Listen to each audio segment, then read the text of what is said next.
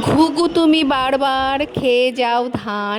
তো বন্ধুরা, ধান নয়, ঘুঘু নয়, কিন্তু খাচ্ছে পায়রা। পায়রাতে ধান খাচ্ছে। তো দেখো, আমি এখন পান তৈরি করছি। এটা আমাদের গাছের পান। পানগুলোকে প্রথমে ছিঁড়ে নিয়েছি। তো পান তো কোনো দিন তৈরি করিনি, এই জন্য উল্টো করে পাতা, মানে প্রথমে উল্টো পাতা দিতে হতো, তারপরে সোজা পাতা দিয়ে চুন লাগাতে হতো। পানটার যখন আমি ওটা খিলিটা তৈরি করছি, তখন আমি বুঝতে পারলাম যে না, পানটা ঠিক এভাবে নয়, পানটা অন্যভাবে তৈরি করতে হতো। যাই হোক, নতুনবার তো ফার্স্ট তৈরি করছি, এই জন্য ওরকম। তাই পানের মধ্যে প্রথমে একটু চুন দিয়ে নিলাম।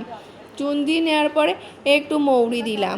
মৌরি দিয়ে এবার পানটাতে আমি খিলি বানিয়ে নিচ্ছি। তো তৈরি হয়ে গেল আমার পান। আর এটা আমাদের গাছের পান কিন্তু, আর প্রচণ্ড ঝাল। পানের দুটো পাতা থাকে না, একটা ঝাল পাতা আর একটা হলো মিষ্টি পাতা। তো এটা কিন্তু ঝাল পাতার পান, ওই জন্য প্রচণ্ড ঝাল। আমি জানলে পরে আগে খেতাম না। আমি এটা প্রথমবার তুললাম আর প্রথমবারই খাচ্ছি। দ্বিতীয়বার আমি খাওয়ার চিন্তাও করব না, কারণ এতটা ঝাল। তো যাই হোক, পানটা আমি এভাবেই সুন্দরভাবে বানিয়ে নিলাম। এবার দেখো, এবার আমি পানটা খেয়ে নিচ্ছি। তাই আমার বোন জিজ্ঞেস করছে, কী খাচ্ছ তুমি? আমি বলছি পান খাচ্ছি, পান আমাদের গাছের পান। তো এবার তারপরে দেখো, আমাদের একটুখানি গোলাপ গাছ, গোলাপ গাছে কত সুন্দর একটা গোলাপ ফুল ফুটেছে, পুরো গাছটাতে কুঁড়িতে ভর্তি। আর এর আগে বলে এই গাছের গোলাপগুলো খুব সুন্দর কালার হয়েছিল। এবার তারপরে ছানা তৈরি করছেন। ছানা থেকে রসমালাই তৈরি হবে। ঘরোয়া দুধ আর সেইখানে দুধ থেকে ছানা কাটানো হয়েছে। ছানা কাটিয়ে সেখান থেকে রসমালাই বানানো হবে। ঘরোয়া দুধ বললাম মানে কি, এটা ঘরের গরুর দুধের ছানা। কারণ আমরা যেহেতু প্যাকেটের দুধটাই বেশি ব্যবহার করি বাড়িতে, আমাদের তখন গরুর দুধটা পাওয়া যায় না শহরাঞ্চলে, আর গ্রাম অঞ্চলে কিন্তু খাঁটি গরুর দুধটা পাওয়া যায়। এই জন্যে এখান থেকে ছানা কাটানোর পরে যে মিষ্টি বা রসমালাই যেটা তৈরি করা হোক না কেন, খুব সুন্দর লাগে। আকাশে দেখো সূর্যটা কত সুন্দর লাগছে, আর গাছের ফুলগুলোও খুব সুন্দর লাগছে। একটা বিস্ময়কর জিনিস তোমাদের দেখাবো, এটা বলতে পারবে কি? আমিও প্রথমে দেখে না অবাক হয়ে গেছিলাম। এক অবাক কাণ্ড। এটা কি বলো তো বন্ধুরা? তোমরা একটু ভালো করে দেখো। আমি ঘুরিয়ে ফিরিয়ে ভালো করে তোমাদেরকে দেখানোর চেষ্টা করছি। তোমরা কি আমি বলার আগে তোমরা কেউ বুঝতে পারলে এই জিনিসটা কি? তো তোমাদের মনেও হয়তো আমার মতো এরকম চিন্তা তৈরি হয়েছে যে জিনিসটা কি। তো চলো, আর তোমাদের অপেক্ষা করাবো না। এটা হলো গন্ধরাজ লেবু। তা গন্ধরাজ লেবুটা ঠিক এরকম হয়েছে। তারপরে দেখো রাধাকৃষ্ণটা কি সুন্দর। বিকেলবেলা জানো তো, গ্রামের পরিবেশটাও অপূর্ব সুন্দর হয়। তার কারণ হলো বৈশাখ মাসে প্রতিদিন কীর্তন বেরোয়।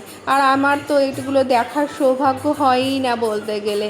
তাই আমার সৌভাগ্য যে আমি এই গ্রামের কীর্তন দেখতে পারলাম, তার সঙ্গে সঙ্গে গ্রামের কীর্তনে অংশগ্রহণ করলাম।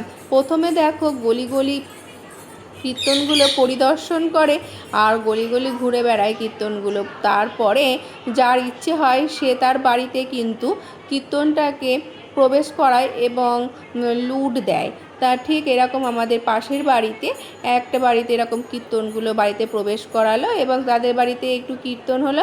কীর্তন হওয়ার পরে এখানে কিন্তু বাতাসা লুট হিসাবে দেওয়া হয়েছিল। তাই বাতাসা প্রসাদ হিসেবে দিল। আর এটা হচ্ছেন আমার একটা পাড়ার দাদু, ছোটোবেলায় দেখেছিল, এবার বড় বলছে তুই কত বড় হয়ে গেছিস। সেটাই আমার দাদু আমার সঙ্গে সেটা গল্প করছিল, আর একটু প্রসাদ দিয়ে দিল। ও বলছে তোকে অনেক দিন পরে দেখলাম, এসব বলছিল। তা খুব মজা হলো বন্ধুরা, আনন্দ হলো। এই দেখো লুটের বাতাসা। তো তোমাদের তো দিতে পারলাম না, তাই তোমাদের দূর থেকে আমি দেখিয়ে নিলাম লুটের বাতাসাটা। সকলেরই ভালো হোক, মঙ্গল হোক। আর খুব মজা হলো। অনেক দিন পর আসলাম, এবং পুরনো ঠাকুমা, দাদু, দিদা সকলের সঙ্গে ভালোভাবে দেখা হলো। আর দেখেছো পুচকুটা কত বাতাসা, লুটের বাতাসা কুড়িয়েছে, কুড়িয়ে আবার প্লাস্টিকে করে দেখাচ্ছে যে দেখো আমি কত বাতাসা কুড়িয়েছি।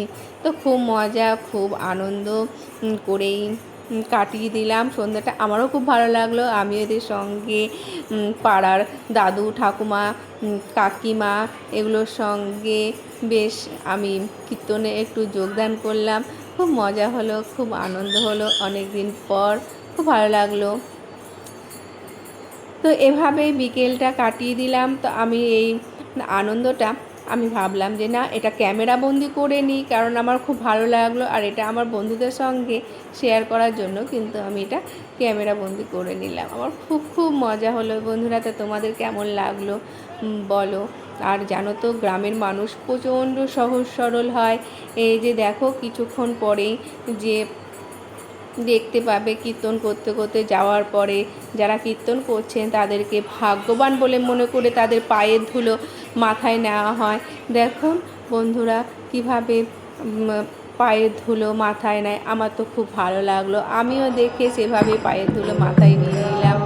তারপরে দেখো কত সুন্দর কীর্তন, রাধা কৃষ্ণের গোবিন্দের মন্দিরটা আমার তো খুব ভালো লেগেছে একদম। আমিও